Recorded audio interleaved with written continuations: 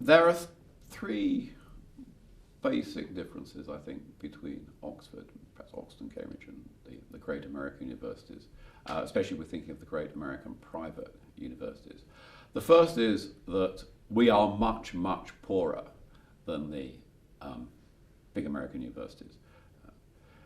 Harvard is the richest, and Oxford, even when we combine the college and the university endowment together, is only worth about 10% of Harvard. In fact, there are 12 American universities that have a bigger endowment than Oxford. So if one assumes that endowment, size of endowment, is closely correlated to excellence and performance, then Oxford is going to struggle to continue to be at the top of the ladder. We, of course, are funded by the state as well, so that makes a difference. But we certainly have still got a relatively small endowment compared with the big American universities. Secondly, we have a rather different approach to graduate studies in that the important Ivy League universities actually have quite small graduate schools, but they, at the same time, fund completely the graduates that they are looking after.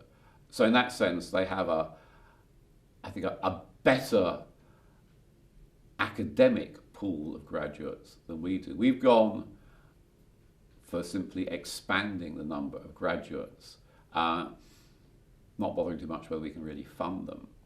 So we have a much bigger graduate community, but I think it's not as good academically as the graduate community in the really first-rate American universities. And of course the other big difference is our undergraduate curriculum, which remains a very traditional one. It's very different from the American one, where people are expected to cover a wide range of subjects rather than a single one. And that obviously has a knock-on effect as to what sort of background these people have had when they move on to graduate studies. So it's a bit difficult to compare and contrast us in that sense, because I think we are different from them. And it is hard for us to compete.